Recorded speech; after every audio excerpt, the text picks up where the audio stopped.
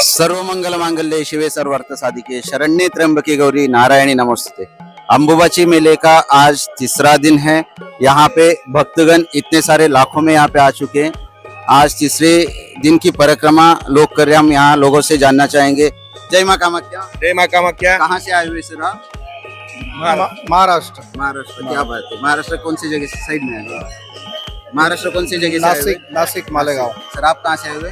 नासिक आप भी नासिक। आपका नासिक पूरा मालेगांव। नाम? पूरा नाम? पंकज आत्माराम रौंदळ। सर आप कहाँ से आए? नासिक मालेगांव। नासिक मालेगांव। आपका नाम? रामदास नता बच्चा। आप कहाँ से आए महाराज? मालेगांव महाराष्ट्र से। महाराष्ट्र। क्या बात है। आपका नाम? संदीप। सर आप? हम महाराष्ट्र से नासिक मालेगाव। नाम आपका? गणेश वडगे। सगळे महाराष्ट्रीयन आहात, मराठीमध्ये बोलू शकतो आपण। जय महाराष्ट्र।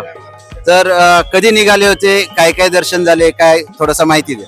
आम्ही 19 तारखेला निघालो होतो आणि 15 तारखेला निघालो, 19ला इथं पोहोचलो आणि कामाख्या मातेचं दर्शनासाठी या हिशोबाने आलो. आमचा नवस होता, एक नवस कामाख्या मातेने आमचा पूर्ण केला. 2025च्या विधानसभा निवडणुकीत आम्ही आमचे नेते प्रमोद दाभाडीचे लोकनियुक्त सरपंच प्रमोद निकम, निरंकार निकम, निळकंठ निकम, आम्ही प्रचार दौऱ्यात असताना आम्ही एक संकल्प केला होता की साहेब विजयी तर होणार यात शंका नव्हती, पण साहेबांना कॅबिनेट मंत्रीपद पण मिळालं पाहिजे हा नवस केला होता. तो नवस पूर्ण करण्यासाठी आम्ही तिथं मातेच्या दर्शनाला आलो कामाख्या मातेच्या. म्हणजे मालेगावचेच नाही, महाराष्ट्राचे सर्वांचे लाडके नेते दादा भुसे साहेब, त्यांच्यासाठी आपण नवस केले होते. तर नवस पूर्ण झाला म्हणून आपण सगळे या ठिकाणी आलेले आहात. काय नवस होतं हे तुम्ही सांगू शकता का?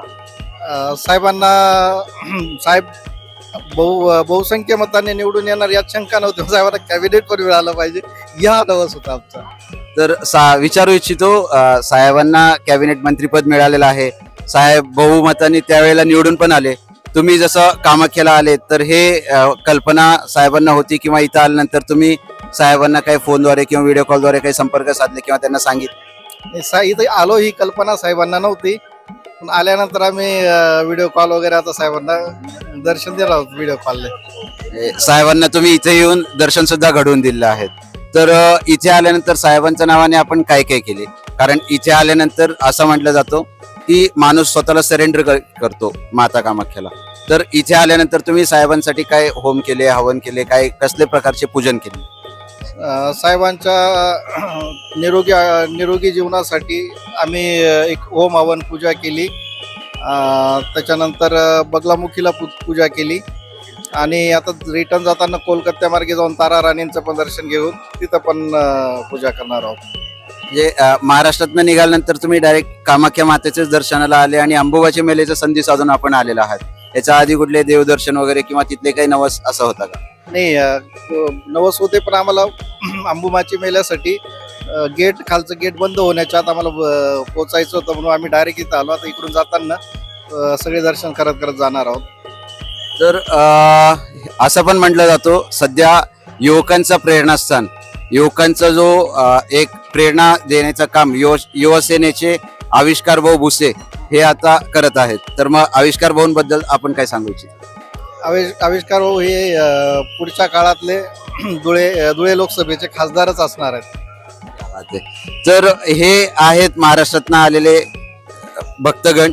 तुम्ही बघू शकता येत्या काही काळात आविष्कार दादा काय बनणार आहे ते आत्ताच त्यांनी वाक्य केलेले आहेत. म्हणजे हे म्हणायला शंका नाहीये की यावर्षी हे लोक दादांसाठी आलेले आहेत, भुसे साहेबांसाठी आलेले आहेत आणि येत्या पुढच्या वर्षी त्या पुढच्या पंचवार्षिक मध्ये कदाचित आविष्कार भुसेंसंदर्भात सुद्धा हे असंच काहीतरी देवीला वरदान मागतील आणि देवीचे पाया पडायला येतील. हेच काय वागा म्हणता येत नाही. बोलो जय मा कामाख्या मैया की जय. आनंद कुलकर्णी, CSM 9 मा कामाख्या.